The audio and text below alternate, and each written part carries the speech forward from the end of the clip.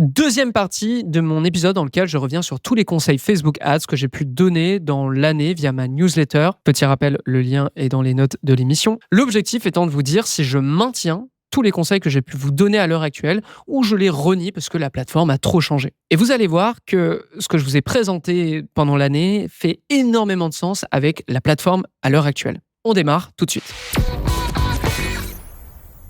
Le 7 avril, je vous ai recommandé de tester une audience géolocalisée restreinte à une audience large, qui était tout le Québec, pour un e-commerce de séjour en chalet. Le résultat, l'audience large a rapidement offert les meilleurs retours sur investissement et a permis d'augmenter le budget instantanément, confirmant que le volume dépasse souvent le ciblage précis. Bon, voilà, typiquement, c'est quelque chose que je vous recommande. En gros, le test qu'on avait fait, c'était tester soit de manière géolocalisée sur un très petit rayon ou tester l'intégralité du Québec et voir qui serait intéressé naturellement par cette offre. Ce qu'on a pu observer, c'est que, comme j'expliquais, le budget, on a pu l'augmenter parce que les résultats étaient là sur la grosse audience. Ça fait complètement du sens avec la plateforme à l'heure actuelle, c'est-à-dire que plus vous donnez de la marge de manœuvre à Meta, meilleur il est. Donc, c'est quelque chose que je recommande. On passe au sujet suivant, le 21 avril, le concept ombre créative. Alors, le 21 avril, je vous ai recommandé de tester un concept créatif basé sur une ombre projetée du produit, une alternative utile lorsque les visuels portés sont limités et que les modèles IA ne sont pas une option. Je vous l'explique très brièvement, mais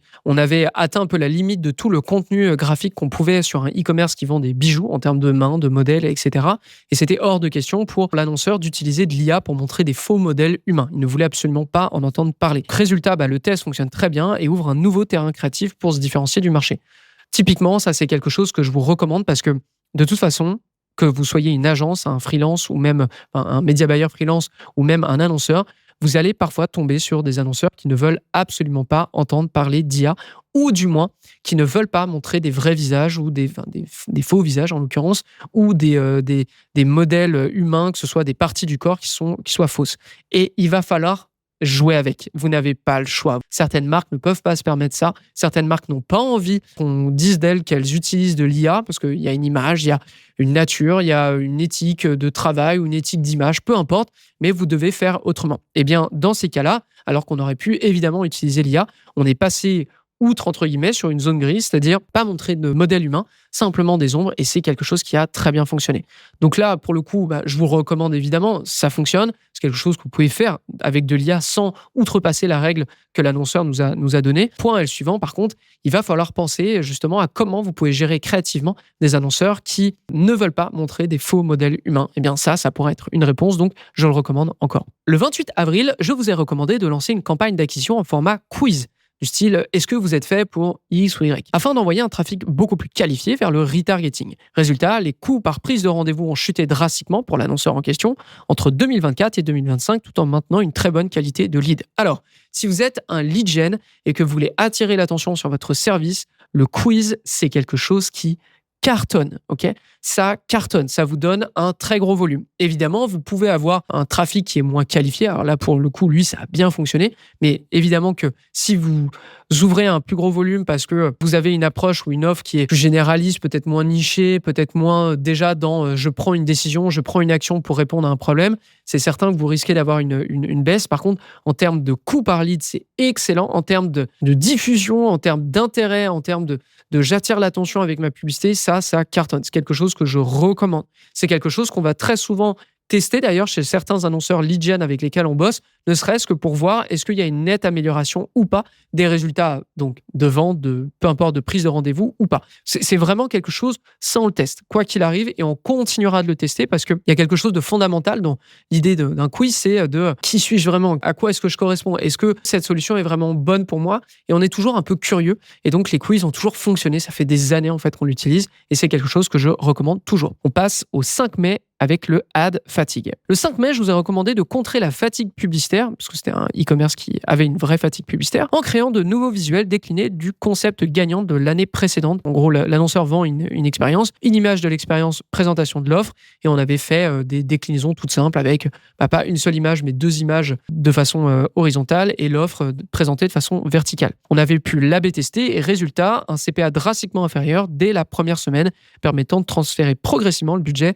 vers le nouvel ad set. La déclinaison de concept ou de publicité qui fonctionne déjà, c'est quelque chose que je vous recommande toujours. Potentiellement, ce que je peux ne pas vous recommander, c'est faire des petites modifications du style juste changer une phrase dans la pub, changer une partie de la rédaction de votre publicité. Et là, je parle pas du visuel, mais vraiment de la rédaction. C'est quelque chose, en tout cas, qu'on ne fait plus, où on ne voit plus un impact fort. Alors que si on décline le format complet, si on décline le design complet, ça, c'est quelque chose, pour le coup, on voit des vrais gros résultats derrière.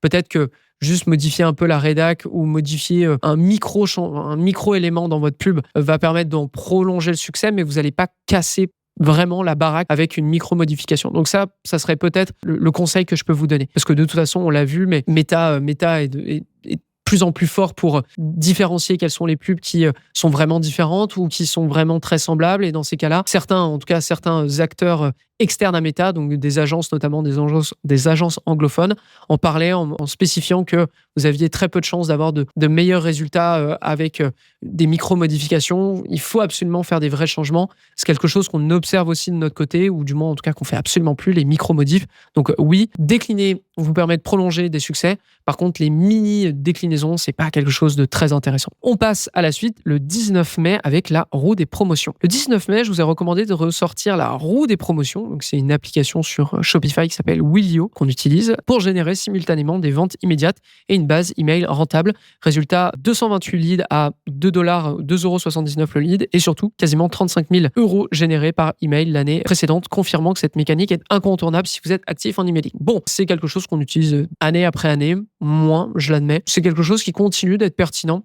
L'idée est la suivante: vous utilisez sur vos publicités le fait qu'il y a des offres à gagner, il y a des cadeaux à gagner, il y a une roue qui attend la personne qui cliquera sur la publicité et qui se rendra sur le site de l'annonceur. C'est intéressant parce que ça envoie facilement du trafic sur le site de l'annonceur.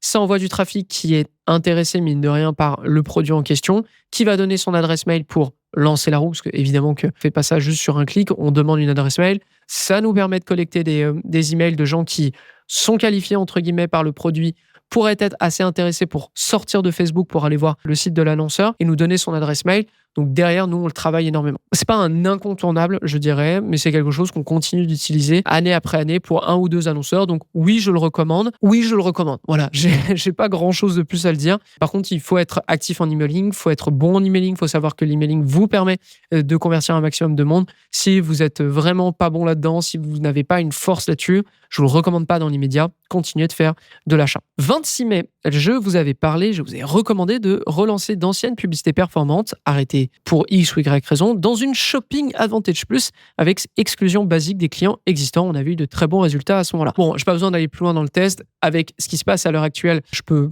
évidemment que vous recommander de l'Advantage Plus parce que de toute façon, il y aura bientôt plus que ça sur la plateforme. Mais d'autant plus, ce que je peux vous dire, c'est que avant on utilisait l'Advantage Plus comme un accélérateur de ce qui fonctionne. À l'heure actuelle, on teste en Advantage Plus. La plupart de nos campagnes ont qu'une seule audience, une audience Bro d'Advantage Plus, peu importe, et on teste directement dessus. Advantage Plus, il n'y a même plus de questions à se poser. Par contre, vous pouvez largement tester dessus. Le 2 juin, je vous avais parlé de clients existants. Je vous ai recommandé de réactiver vos clients existants en important l'ensemble de votre base pour créer une audience lookalike ou une audience similaire sur une audience d'acheteurs de plus de 30 jours lancée en ABO avec une offre simple. Bon, bref, paramétrage du technique. Relancer ces clients existants, c'est excellent. C'est quelque chose qui vous permet, alors ça ne vous donnera pas une croissance à long terme, mais ça vous permettra d'aller choper de la liquidité facile et entre guillemets de la marge facile par rapport à un client qui n'existe pas et sur lequel vous êtes obligé de payer plus cher pour qu'il convertisse. C'est normal, c'est la loi du marketing là-dessus. Là-dessus, je le recommande toujours, avoir une campagne pour aller rechercher d'anciens clients, bien que l'emailing soit quand même un petit peu plus intéressant là-dessus. Ensuite, pour faire une audience lookalike des acheteurs, oui, ça pourrait être quelque chose qu'on teste encore, mais je dirais que c'est quelque chose qu'on teste si c'est déjà actif, si l'annonceur avec lequel on travaille a déjà du succès en lookalike. Les lookalike, c'est plus quelque chose qu'on fait tant. Les audiences, les tests d'audience, c'est vraiment plus quelque chose qu'on fait de manière générale. Meta est trop bon sur tout, sur des audiences ultra broad, donc ultra larges, donc c'est plus quelque chose qu'on fait dans l'immédiat, mais vous pouvez continuer de le faire. Le 9 juin, et là, ça rentre encore plus dans... je trouve qu'on accélère vachement avec ce qu'on voit aujourd'hui. Le 9 juin, je vous ai recommandé de tester des angles marketing basés sur les moments déclencheurs. Par exemple, là, c'était pour un assureur. L'angle marketing, c'était l'expiration d'un contrat d'assurance. Qu'est-ce qu'on fait? Est-ce qu'on prolonge ou est-ce qu'on va justement vers un autre assureur? Plutôt que de simples concepts créatifs. Donc, l'idée, c'était pas juste avoir des belles pubs ou des pubs qui attirent l'attention, c'est avoir des pubs qui ont un angle marketing qui parle à une personne à un moment M. Donc, on avait eu de très, très bons résultats. On avait scalé, etc., etc. Bon, bah là, je pense qu'on est tous d'accord. Les angles marketing, c'est la suite logique. J'en ai parlé en long et en large, que ce soit sur No Pay No Play ou Social Scaling, qui est notre autre chaîne YouTube basée sur Facebook Ads. Let's go. Vous allez là-dessus, il n'y a pas de problème. Le 16 juin, on avait prolongé, on avait fait encore des angles marketing. J'avais recommandé, on était toujours sur un assureur, d'exploiter la loi Hamon. Alors, pour les Québécois, la loi Hamon, c'est juste une loi française qui parle de je sais plus trop quoi, je crois que c'est pour de l'assurance. Bref, on avait mis de l'avant la loi Hamon en termes d'angle marketing pour un annonceur et ça avait super bien fonctionné, encore de meilleurs coûts, etc. Donc, ça prouve encore une fois cet aspect de toute façon qu'on voit à l'heure actuelle. Travaillez vos angles marketing avant de travailler vos concepts publicitaires, bien que les deux fonctionnent de pair, évidemment. Le 23 juin, attribution incrémentale. Alors, le 23 juin, je vous ai recommandé de tester l'attribution incrémentale face à une campagne 7 jours clics pour mesurer la vraie valeur des achats. Résultat, plus de 30% des conversions non incrémentales. Bon, bref, je passe rapidement là-dessus parce que c'est de l'ultra technique. Les attributions incrémentales. Quel est mon avis là-dessus? Parce que j'en ai même fait toute une vidéo sur social scaling de mémoire où je reprochais quand même pas mal de trucs au lancement vis-à-vis de Meta qui était très mystérieux, je trouve, sur comment il le calcule, comment il le définit par rapport à plein d'autres campagnes qui peuvent être lancées. L'attribution incrémentale, c'est littéralement est-ce que j'aurais fait ces mêmes conversions si j'avais pas eu ma campagne Facebook Ads active. Si vous avez beaucoup de conversions incrémentales, ça veut dire que oui. Si vous en avez très peu, ça veut dire que votre campagne, finalement, n'a servi à strictement rien. Est-ce qu'on le teste? Non. Pas tellement. On l'a testé un peu, on n'a pas vu une nette différence parce que notre fer de lance, notre cheval de bataille est ailleurs, notamment sur des objectifs de conversion plus nichés, je dirais. Par contre, c'est toujours intéressant de regarder pour prendre un peu la température du compte, à savoir, est-ce que la stratégie à l'heure actuelle a l'air de bien fonctionner, de donner des conversions qui n'auraient pas existé si les campagnes étaient supprimées ou pas. Donc l'idée, c'est de regarder, mais de le tester, non, vraiment pas. C'est pas quelque chose que je vous recommande dans l'immédiat. 30 juin, on va rentrer sur des concepts publicitaires, les concepts glitch. Je vous ai recommandé de tester des publicités glitchées, c'est-à-dire produits noircis, floutés, faux messages d'erreur pour capturer l'attention. On avait eu de bons résultats à l'époque dessus. Oui, c'est quelque chose que je vous recommande. Je parle beaucoup d'angle marketing. Les concepts publicitaires restent importants aussi. Attirer l'attention, c'est bien. Attirer l'attention avec un angle publicitaire qui parle à votre audience, c'est encore mieux, mais l'un peut aller sans l'autre, ou du moins l'un peut être testé sans l'autre. Ok, c'est la fin de cet épisode. J'espère que ça vous a plu. Dites-moi, parce que c'est la deuxième fois que j'utilise ce concept de vidéo. Si ça vous plaît, je ferai la suite des tests dont j'ai pu parler dans l'année. Je vous le répète, il y a une newsletter qui donne chaque lundi une suite de tests d'optimisation qu'on a pu faire. Quels sont les résultats? Est-ce qu'on vous le recommande ou pas?